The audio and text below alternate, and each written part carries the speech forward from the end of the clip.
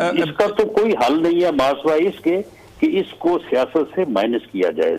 आप फितना करार दे रहे हैं, सियासत से माइनस करने की बात दे रहे हैं। तो है वो, मैंने क्या करार देना है उसको? नहीं, लेकिन इससे तो फिर ये तासुर आता है कि जैसे आप जिंदगी खत्म करना चाहते हैं, आप इलिमिनेट करना चाहते हैं, और उन पर एक हमला भी हुआ है। पीडीएम जो है वो इंतखाबात इस वक्त नहीं चाहती, ये इसकी क्या वजह है? 99% हमारे लोग जो हैं वो। बिस्मिल्लाहिर्रहमानिर्रहीम। अस्सलाम वालेकुम नाज़रीन इकराम, मैं हूं अब्दुल बासित स्वाति और आप देख रहे हैं मेरा डिजिटल चैनल।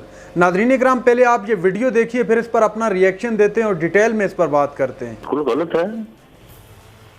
जब यानी इमरान खान साहब ये कहते थे कि एक दिन पहले भी जो है वो इलेक्शन नहीं हो सकते, इलेक्शन अपनी मुद्दत पे होंगे, असेंबली अपनी मुद्दत पूरी करेंगी, तो उस वक्त ये तसर क्यों नहीं था और अब ये तसर क्यों है? हम बिल्कुल असेंबली अपनी मुद्दत पूरी करेंगी और वक्त के ऊपर जो है वो इलेक्शन करवाएंगे। ये ठीक है, एक प्रोपेगेंडा है, वो प्रोपेगेंडा कर रहे हैं कि जी वो इलेक्शन नहीं चाहते, इलेक्शन नहीं चाहते। बिल्कुल हम इलेक्शन चाहते हैं। अच्छा राना साहब, शुरू में पीडीएम के जो कायदीन हैं उनका ये मौक़िफ़ था कि अगर पंजाब और केपी की असेंबली तोड़ दी जाए तो ठीक है, वफाकी इलेक्शंस की तरफ हम चले जाएंगे। लेकिन जब उन्होंने ऐलान किया तो फिर उसके बाद क्या इलेक्शन में जाना ऐसा बेहतर नहीं होगा कि पूरा माहौल जो है वो बदल जाएगा और फिर जिसको अवाम चाहेंगे वो हुक्मरान बन जाएंगे?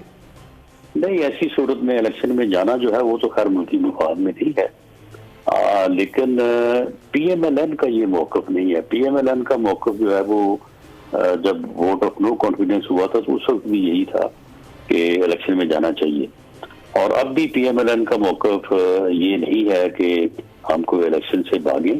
लेकिन अब हम इसका हमारे पास क्या हल है कि सिंध असेंबली तो डिसॉल्व करने को तैयार नहीं है। वो कहते हैं कि इस फितने और फसाद पे मबनी जो है वो इसके बयानिए कि हम क्यों जो है वो अपना तकलीद करें, हम इसकी डिक्टेशन क्यों लें?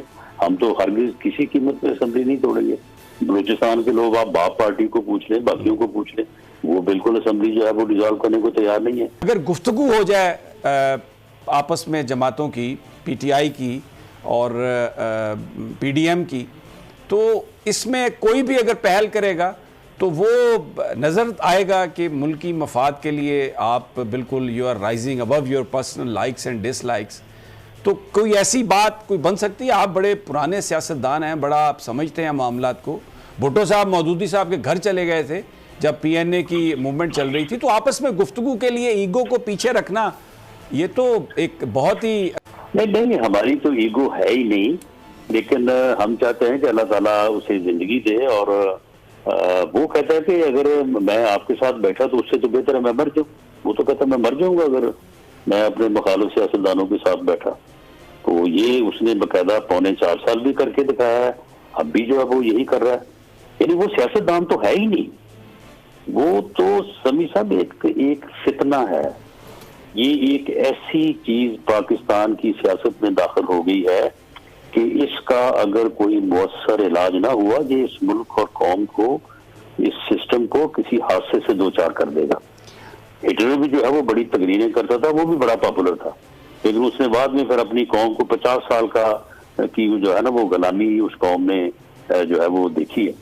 ये बंदा जो है, ये बंदा ना इसका कोई जमहूरी अपना तरीकाकार है, ना ये कोई सियासी तरीकाकार है। जाती किरदार जो इसका है वो सारी दुनिया के सामने आ रहा है। तो ये आदमी जो है इसकी शनाख्त इदराक करना चाहिए कौम को, वरना जो है ये इस मुल्क और कौम को किसी हादसे से दो चार कर देगा। ये इलेक्शन भी इस मसले का हल नहीं है, ये भी मैं आपको बता दूं। इलेक्शन इस मसले का हल नहीं है। इलेक्शन आप करवाएं फिर नहीं मानेगा, ये कहेगा मुझे रिजल्ट नहीं कबूल, और ये कहेगा चीफ इलेक्शन कमिश्नर नहीं बंदा ठीक, मैं इसके नीचे इलेक्शन ही लड़ूंगा। अगर रिजल्ट इसके हक में आ जाएगा तो फिर भी ये जो है वो कोई अपना इस मुल्क की बेहतरी या कोई सियासत नहीं करेगा, ये वही काम करेगा जो इसने 3.5 पौने 4 साल किया इस मुल्क का बढ़ाया इसने। अच्छा राना साहब, तो इसका तो कोई हल नहीं है मासवाई इसके कि इसको सियासत से माइनस किया जाए। ये जो बात आप कर रहे हैं ना, मैं ये इसी पर सवाल करना चाह रहा था। आप फितना करार दे रहे हैं, सियासत से माइनस करने की बात दे रहे हैं। तो है वो, मैंने क्या करार देना है इसको? नहीं, लेकिन इससे तो फिर ये तासुर आता है कि जैसे आप जिंदगी खत्म करना चाहते हैं, आप इलिमिनेट करना चाहते हैं, और उन पर एक हमला भी हुआ है। वोट सियासत से माइनस करना चाहते हैं, लेकिन हमला इसके ऊपर, हमला इसके ऊपर जो हुआ है ना, वो मजहबी जुनूनी है, वो बैठा है, उसके ना कोई आगे है ना कोई पीछे है, वो सेल्फ मोटिवेटेड मजहबी जुनूनी था जो इसकी बातों के ऊपर जो है वो मोटिवेट हो गए तो इसके ऊपर हमला करने आ गए। राना साहब, उसके जो मोहल्लेदार हैं, उसके जो अजीज हैं, वो तो ये बताते हैं कि ना वो कोई मजहबी जुनूनी था, वो इंतहाई गरीब आदमी था। और फिर वीडियोस ऐसी आई हैं उस इलाके में जो नून लीग के कायदीन थे वो तकरीरें कर रहे हैं कि हम बिल्कुल उड़ा देंगे, मार देंगे। तो एक जुनूनियत के पास भी तो तकरीबन 2 से 3 महीने पहले थी ना इंफॉर्मेशन, जिसमें उन्होंने कहा था कि ये पूरा प्लान बनाया जाएगा और मजहब का नाम लिया जाएगा। जी जी जी राना साहब, किसी का तल्लक नहीं साबित, किसी का तल्लक नहीं साबित हुआ, किसी का। पूरी इन्वेस्टिगेशन सबके सामने है। ही वाज सेल्फ मोटिवेटेड, अपना वो ऐसे ही मोटिवेटेड था जिस तरह से एक बंदा मोटिवेट हुआ और उसने जाके चोरी एहसन इकबाल को फायर मार दिया। बाद में उसके पीछे भी हमने पूरा इंटेरोगेट इन्वेस्टिगेट किया, कोई चीज नहीं मिली। ये लोग इस तरह से होते हैं। लेकिन राना साहब, खान साहब तो पहले ही ये कह रहे थे, उससे भी ये चीजें जाहिर होती। खान साहब तो, इमरान खान ने तो पहले ही ये बात कही तकारीर में कि ये मुझे एक मजहबी जुनूनियत के नाम पर मारेंगे। वो ये फ्रॉडिया 2 नंबर आदमी है, ये इसकी 2 नंबरी है। आप मुझे बताएंगे ये इसकी जो ऑडियो टेप्स हैं, वीडियो हैं, ये कह नहीं रहा था पिछले 6 महीने से कि मेरी वीडियो आएगी, मेरी टेप्स आएंगी, मेरा ये आएगा। इसे पता था कि सारा कुछ है और ये आना है।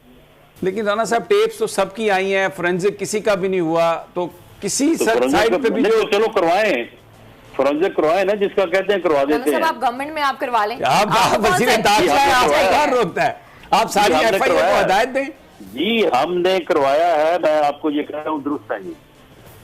लेकिन उसकी कोई रिपोर्ट तो नहीं आई कि कहां से कराया, किस लेबोरेटरी से, कोई मंजर आम पर नहीं है। रिपोर्टें भी हैं, जब आप गए आपकी खिदमत में पेश करते हैं। फिर तो आपको इसे पॉलिटिकली यूज करना चाहिए, उसे लेकर आए मंजर आम पे। अगर कोई प्रॉपर प्रेस कॉन्फ्रेंस करें नहीं तो आप मुझे बताएं, वो तस्दीक ही नहीं कर रहा। आप अपना बयानिया बनाएं। ठीक है, अच्छा मैं अब एक तो बयानिया बन रहा है ना, बयानिया जो है, अब पूरी कौम जो है, लोग जो है इन चीजों को बासवाए चंद ऐसे लोगों के जो गुमराही का शिकार हैं, सारी दुनिया जो है वो महसूस कर रही है, देख रही है सारी। नाज़रीन इकराम, आपने वीडियो देखी जिसमें राना सनाउल्लाह साहब समी इब्राहिम के हत्थे चढ़ चुके थे। और एक बात यहाँ पे करनी बहुत ज़रूरी है कि पहले भी बहुत मरतबा कह चुके हैं कि इमरान खान को माइनस करना है, एलिमिनेट करना है सियासत से। वो किस तरह एलिमिनेट करना चाहते हैं, यहाँ पर तो राना सनाउल्लाह साहब ने वाज़ेह अल्फाज में कहा कि हम उसको वोट के ज़रिए से सियासत से निकालना चाहते हैं ताकि इस फितने से जान छूट सके। और इलेक्शन के हवाले से भी राना सनाउल्लाह साहब ने कहा कि जब से नो कॉन्फिडेंस मोशन आया कौमी असम्बली के अंदर, उस वक्त से हमारी पार्टी का ये स्टांस है, इस बात पे खड़ी है कि हम लोग इलेक्शन में जाना चाहते थे उस वक्त भी, अभी भी जाना चाहते हैं। लेकिन आसिफ अली जरदारी साहब भी आपने सुना होगा, चंद रोज़ कबल उन्होंने एक बयान दिया कि इलेक्शन उस वक्त होगा जब मैं चाहूँगा। अब अगर इस तरह की रवायात पड़ गई, इस तरह के प्रेसिडेंट सेट होने लग गए कि आप इलेक्शन में नहीं जाएंगे, अपनी मर्जी करेंगे, आइन को साइड लाइन करेंगे, तो फिर तो मसाइल ज़रूर पैदा होंगे हर आम इंसान के लिए भी।